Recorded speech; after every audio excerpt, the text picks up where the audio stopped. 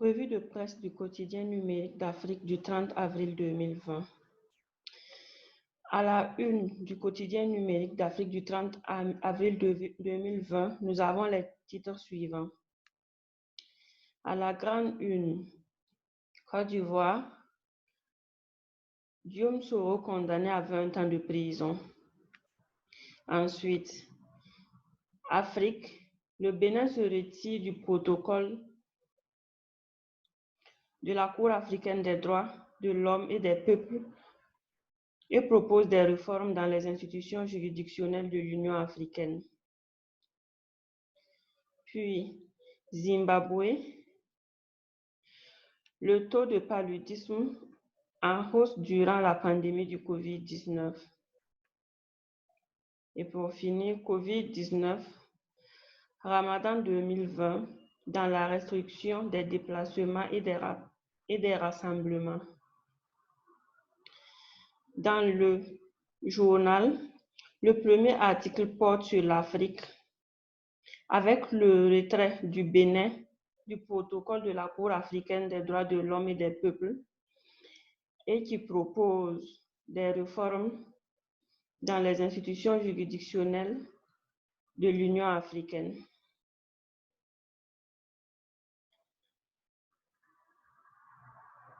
Suite aux polémiques qui alimentent le retrait du Bénin de la Cour africaine des droits de l'homme et des peuples, CADHP, le garde des Sceaux béninois Séverin Maxime Kénoum a apporté des précisions. Au cours de ces clarifications, le ministre béninois de la Justice annonce la volonté du chef de l'État béninois de proposer de nouvelles réformes dans les institutions juridictionnelles de l'Union africaine.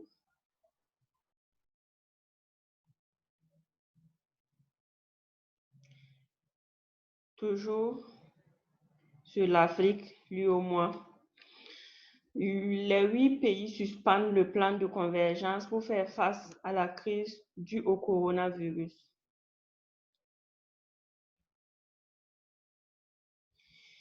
Les 8 pays de l'Union économique et monétaire ouest-africaine, UEMOA, ont décidé de suspendre leur pacte de convergence lors d'un sommet extraordinaire afin de faire face à la crise du Covid-19. Réunis par visioconférence le lundi 27 avril dernier, les chefs d'État de l'Union ont voulu à travers ce sommet créer des synergies d'action pour lutter contre le Covid-19.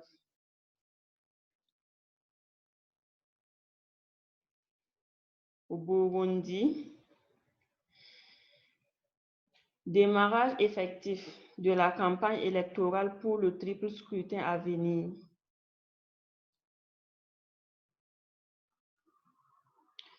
Au Burundi, la campagne électorale en vue des élections générales, législatives, locales et présidentielles a débuté lundi 27 avril dernier. Dauphin de Pierre Nkurunziza, le général Évariste Ndayishimiye portera les couleurs du parti au pouvoir CNDD-FDD face à son principal adversaire, qui est le leader historique de l'ex-rébellion Hutu des FNL et candidat du parti Conseil national pour la liberté CNL, Agathon Rwasa. En pleine crise politique depuis 2015, des observateurs estiment que ce scrutin est sans enjeu. Aussi, accuse-t-il le gouvernement, notamment le ministre de la Santé, de n'avoir pas prescrit de mesures spécifiques pour la prévention du Covid-19 pendant cette campagne électorale. En Algérie, Amnesty International appelle le gouvernement au respect de la liberté d'expression. À travers un communiqué, l'ONG de défense des droits de l'homme Amnesty International a appelé le gouvernement algérien à cesser la répression visant des hommes de médias et les manifestants du Irak. Plusieurs manifestants ont été arrêtés par les forces de l'ordre et poursuivis pour des délits figurant dans le code pénal mais ne constituant pas une infraction légitime reconnue par le droit international, estime Amnesty International. Au Zimbabwe, le taux de paludisme est en hausse durant la pandémie du COVID-19. Parallèlement à la pandémie du COVID-19 qui a infecté une vingtaine de personnes au Zimbabwe, le gouvernement a annoncé une forte hausse du paludisme dans le pays. Avec un fort taux de décès liés au paludisme, le pays se retrouve pris entre trois feux, notamment le coronavirus, le paludisme et la famine grandissante.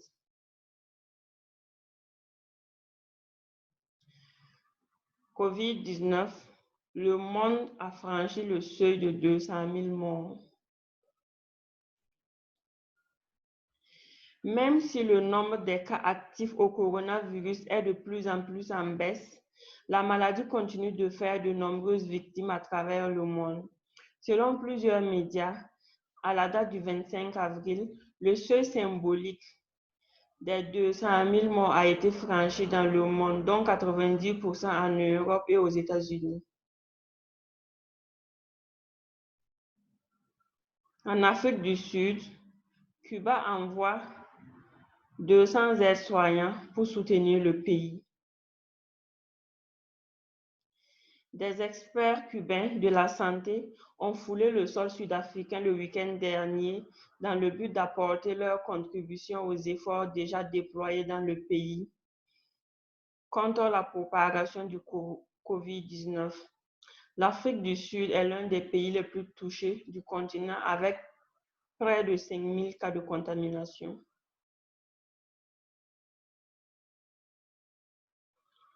COVID-19, Ramadan 2020 dans la restriction des déplacements et des rassemblements. Depuis quelques jours, les fidèles musulmans ont entamé le mois de Carême, l'un des 5 piliers de l'islam. Cette année, ce temps de jeûne intervient dans un contexte particulier marqué par la pandémie liée au COVID-19 qui a occasionné la prise de mesures barrières et de restrictions. Côte d'Ivoire, Guillaume Soro condamné à 20 ans de prison ferme. Guillaume Soro, ex-président de l'Assemblée nationale ivoirienne, a été condamné le mardi 28 avril 2020 à 20 ans de prison ferme et une amende de 4,5 milliards de francs CFA par le tribunal correctionnel d'Abidjan. Jugé pour recel de détournement de deniers publics et blanchiment de capitaux, l'audience a été boycottée par ses avocats.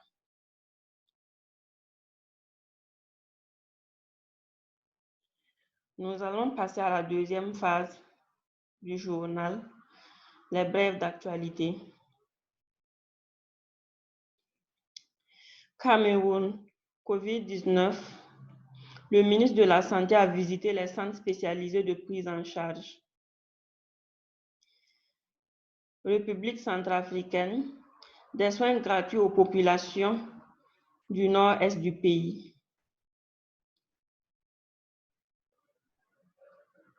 Guinée-Conakry, COVID-19, le président invite le corps médical à plus d'engagement.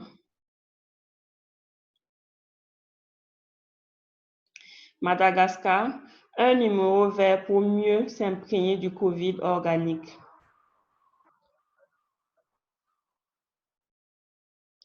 Niger, le recours à l'enseignement ne fait pas l'unanimité au sein de l'opinion.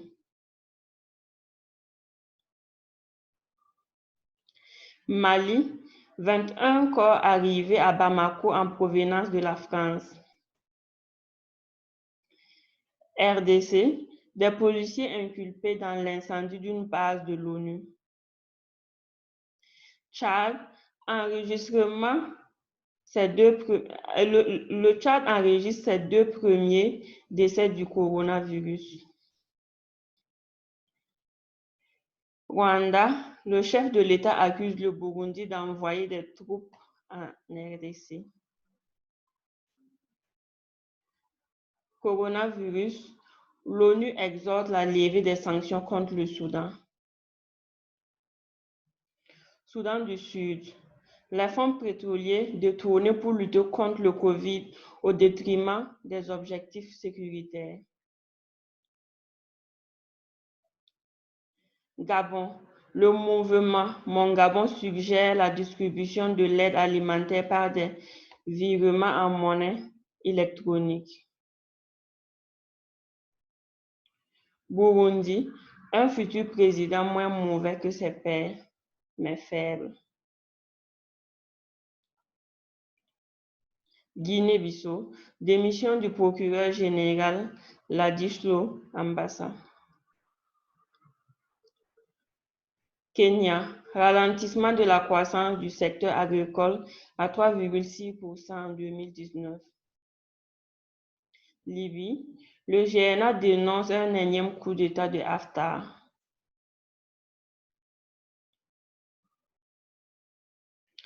Lesotho. Le Premier ministre Thomas Taba ne veut pas céder à la pression de ses rivaux. Ouganda. Un chef de l'opposition aurait été torturé par la police, selon une ONG.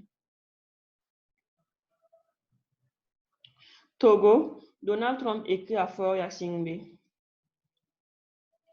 Seychelles. Fin du confinement fixé au 4 mai.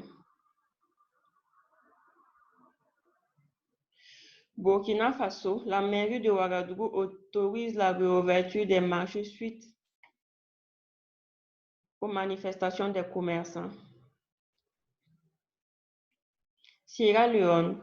Le gouvernement reporte les examens scolaires de fin d'année à juillet 2020. Tanzanie. Les entreprises tanzaniennes demandent un renflouement pour faire face à la baisse des bénéfices. Somalie. Le pays lutte contre le coronavirus alors que les infections ne sont pas détectées. Somalie. Processus de réconciliation dans les États membres fédéraux. Tanzanie. Président Magufuli, nous avons besoin de leadership, pas de prière, déclare l'opposition.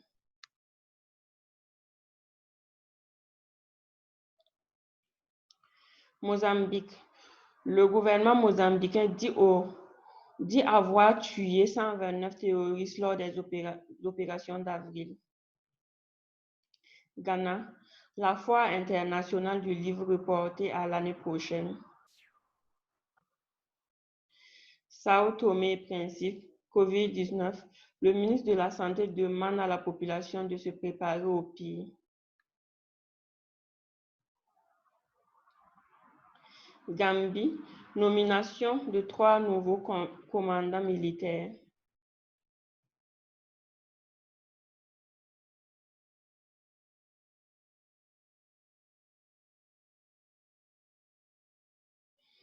Maroc. Covid-19. 37 nouveaux cas confirmés. 4289 au total. À la date du 29 avril. Côte d'Ivoire. Condamné à 20 ans de prison, Soro affirme qu'il maintient sa candidature à la présidentielle. Afrique du Sud. Réouverture des écoles proposées pour le 6 mai pour les matières et les 7e années. Angola. Covid-19. 12 Angolais de plus infectés à Lisbonne. Nous rappelons que le quotidien numérique est commercialisé sur des kiosques numériques en ligne en Afrique et à l'international. En Afrique, vous pouvez retrouver le quotidien numérique sur eKiosque Cameroun, donc ekiosque.cm. Et dès que vous défilez,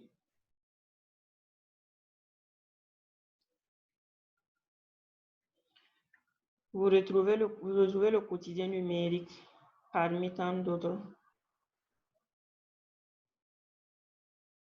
journaux. Ensuite, le quotidien numérique est également en ligne sur Mon Kiosque en Côte d'Ivoire. Donc, le site web monkiosque.com. Donc, dès que vous défilez, vous allez retrouver le quotidien numérique d'Afrique parmi tant d'autres journaux. Vous retrouvez également le quotidien numérique d'Afrique sur Soga Press. Donc, c'est i-kiosque-sogapress.com. Donc, vous allez également retrouver les différents numéros du quotidien numérique d'Afrique. On a également eMedia Place. Donc, le site web emediaplace.com. Et vous allez également retrouver le quotidien numérique parmi tant d'autres journaux. Le quotidien numérique paraît également sur ipress.fr. Donc, www.ipress.fr. Donc, vous allez retrouver également le quotidien numérique d'Afrique. Nous avons également ViaPress. Donc, viapress.com, www.viapress.com. Vous allez retrouver le quotidien numérique. Nous paraissons également sur fnac.com. Donc, dès que vous allez sur Fnac, vous allez également retrouver le quotidien numérique. Là. Nous paraissons sur Orange. Chez Orange, le site web orange.ipress.fr. Donc, c'est là. Nous paraissons également sur Presse France Loisirs. Donc, le site web, c'est presse.franceloisirs.com. Donc, dès que vous défilez, vous allez également retrouver le quotidien numérique d'Afrique. Nous paraissons sur Cdiscount, le site web cdiscount.com. Donc, dès que vous vous connectez, vous allez également retrouver le quotidien numérique.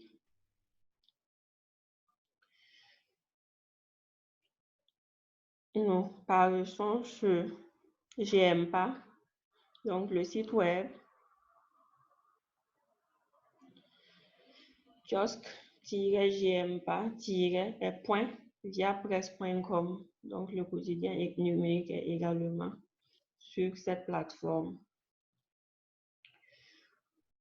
Donc, nous paraissons également sur ViaPresse Belgique.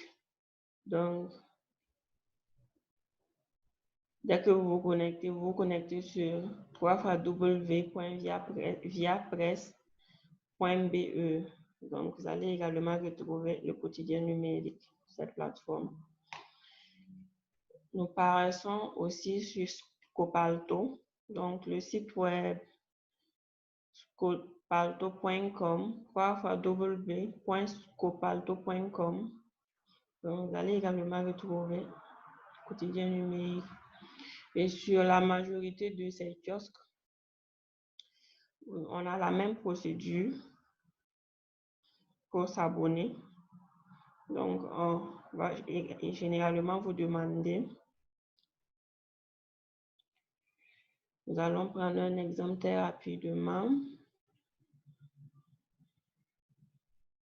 Donc, dès que vous vous connectez, vous cliquez sur le quotidien numérique d'Afrique. Vous allez juste patienter un instant.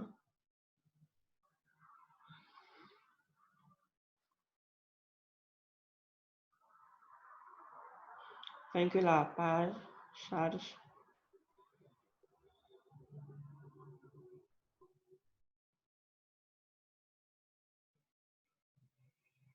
Voilà. Donc, généralement, quand vous allez pour télécharger, pour payer le journal plutôt, vous avez plusieurs options. Donc, vous pouvez uniquement acheter le numéro en ligne ou vous pouvez aussi vous abonner pour 6 mois ou pour 12 mois.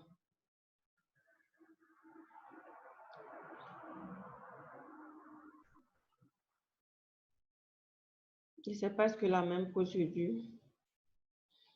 Donc ici également, vous pouvez ajouter le numéro du jour dans votre panier ou vous abonner à un an.